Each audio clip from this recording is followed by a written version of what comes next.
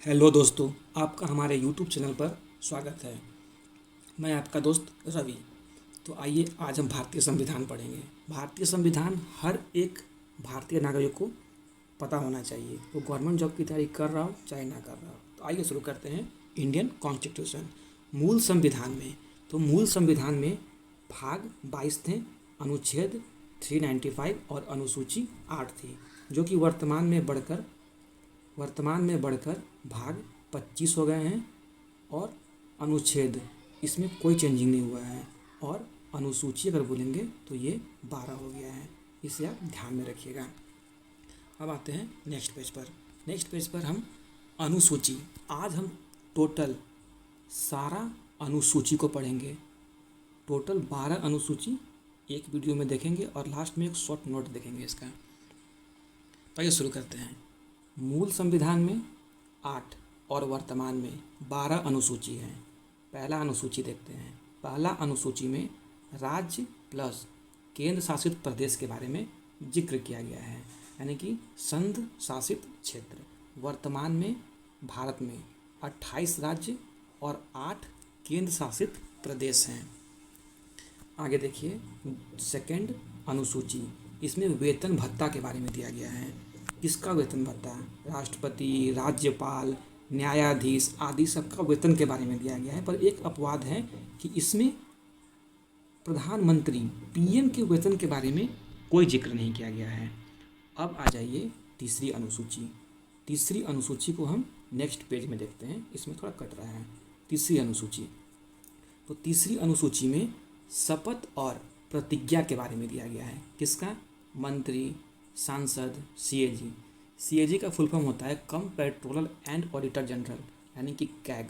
और न्यायाधीश, एमएलए, ये सबका शपथ और प्रतिज्ञा के बारे में इसमें जिक्र है। इसमें भी कुछ अपवाद हैं, जैसे कि इसमें राष्ट्रपति हो गए, उपराष्ट्रपति हो गए, राज्यपाल हो गए, के शपथ का उल्लेख नहीं किया गया है। ठीक है, इसको आप ध्यान में रखिएगा। अब आ जाइए चौथी अनुसूची में। इसमें राज्य एवं संघ शासित क्षेत्र के लिए राज्यसभा में स्थान का आवंटन है, यानी कि जो हम लोग का राज्य है और केंद्र शासित प्रदेश है, इसमें राज्यसभा में कितना सीट होगा इसके बारे में चौथी अनुसूची में बताया गया है। और ये जो बताया गया है जनगणना के आधार पर, 1971 के जनगणना के आधार पर बताया गया है। और उसमें ये भी कह दिया गया है कि ये 2026 तक ऐसे ये सेम रहेगा। अब नेक्स्ट देखते हैं पांचवी अनुसूची। इसमें क्या बताया गया है? तो अनुसूचित क्षेत्र और अनुसूचित जनजाति के प्रशासन व नियंत्रण से जुड़े प्रावधान पांचवी अनुसूची में दिया गया है। छठी अनुसूची, इसको आप ध्यान में रखिएगा, इससे एक क्वेश्चन आता ही है कि इसमें राज्य दिया गया है। जैसे असम हो गया, मेघालय हो गया, त्रिपुरा हो गया, मिजोरम हो गया। राज्य के क्षेत्र के प्रशासन के बारे में उपबंध हैं। किसका किसका? असम, मेघालय, त्रिपुरा और मिजोरम।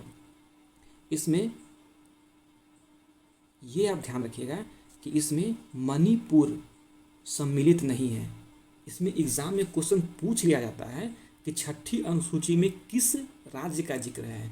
आपको ऑप्शन में रहेगा, असम दे देगा, मेघालय दे देगा, त्रिपुरा दे देगा और एक मणिपुर देगा।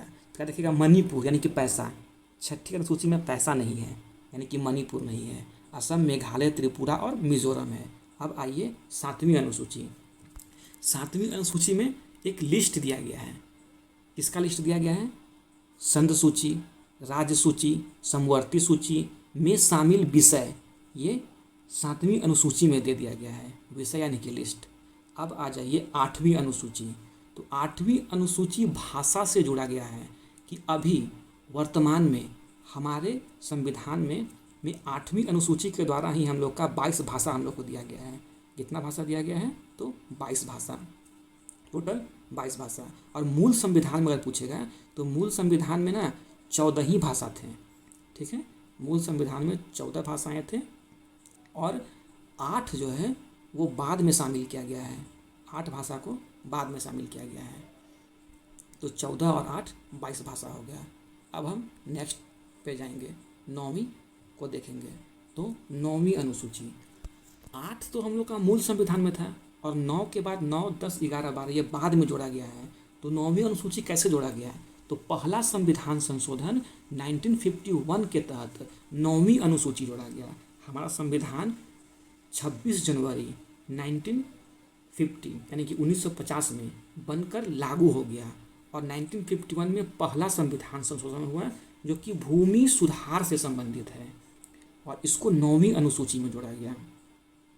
इसके बाद आप देखिएगा, इसके बाद इस चीज़ को आप छोड़ दीजिए, ये इतना इम्पोर्टेंट नहीं है। आप ये देखिए अब 10वीं अनुसूची, 10वीं अनुसूची जो है वो 52 कॉन्स्टिट्यूशन एक्ट 52वां संविधान संशोधन के द्वारा जोड़ा गया जो कि 1985 एक्ट के तहत इसमें शामिल किया गया। अब आप बोलिएगा कि 10वीं अनुसूची क्या है? तो ये दल बदल कानून है। 10वीं अनुसूची दल बदल कानून है, इसको रोकने के लिए, यानी कि जो नेता दल बदल करते हैं ना, आज इस पार्टी में है कल उस पार्टी में चले गए, उसको रोकने के लिए 52वां संविधान संशोधन किया गया। 52वां संविधान संशोधन किया गया और 10वीं अनुसूची को जोड़ा गया।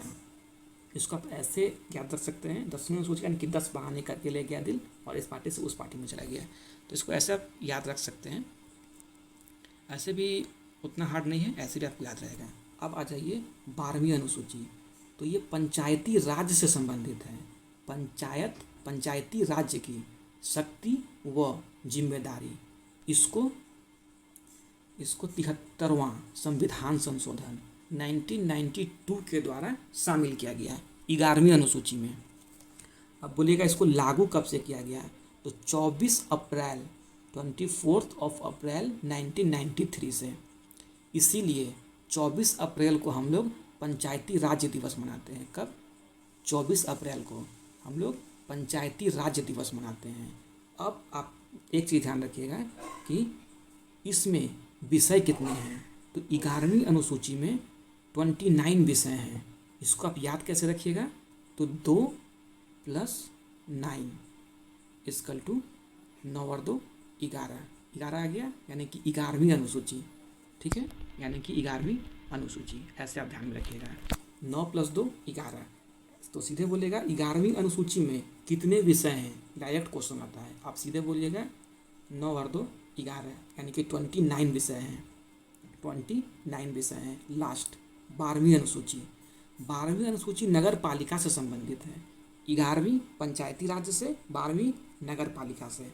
12वीं अनुसूची 74th कॉन्स्टिट्यूशनल एक्ट 1992 के द्वारा जोड़ा गया, यानी कि 74वां संविधान संशोधन 1992। इसमें बोलेगा कितना भाषा है? तो 18 भाषा है, इसका ट्रिक नहीं है। 12वीं अनुसूची में 18 भाषा, 11वीं अनुसूची में 29 भाषा है। अब आते हैं नेक्स्ट।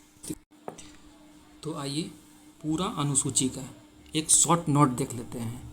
इसको पहले आप अनुसूची लिखिएगा, ऐसे सर्कल बनाइएगा और 1 2 3 4 ऐसे करते हुए आप 12 तक काउंटिंग लिख लीजिएगा। उसके बाद इसको आप शॉर्ट में लिखिएगा। पहला अनुसूची राज्य यूटी, दूसरा अनुसूची वेतन भत्ता, इसमें पीएम का वेतन का जिक्र नहीं है। तीसरी अनुसूची इसमें शपथ का उल्लेख है, जिसमें राष्ट्रपति, उपराष्ट्रपति और राज्यपाल का शपथ का उल्लेख नहीं है।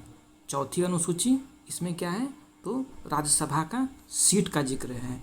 राज्यसभा का सीट जो है वो 1971 से लिया गया है और 2026 तक यही रहेगा। 2026 के बाद ये सीट बढ़ जाएगा। इसके बाद 5th अनुसूची, इसमें SC और ST के बारे में दिया गया है। 6ठा अनुसूची इसमें असम, त्रिपुरा, मेघालय और मिजोरम के बारे में दिया है। मणिपुर इसमें शामिल नहीं है, इसको आपको एकदम ध्यान रखना है। 7वीं अनुसूची इसमें लिस्ट दिया गया है, यानी कि सूची दिया गया है। अब आप बोलिए किसका सूची दिया गया है? तो संघ सूची, राज्य सूची, समवर्ती सूची, तीनों का जिक्र है।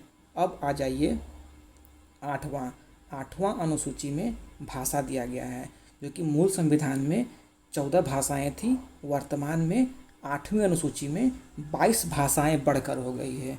ये कब जोड़ा गया? तो सबसे पहला 21वां संविधान संशोधन।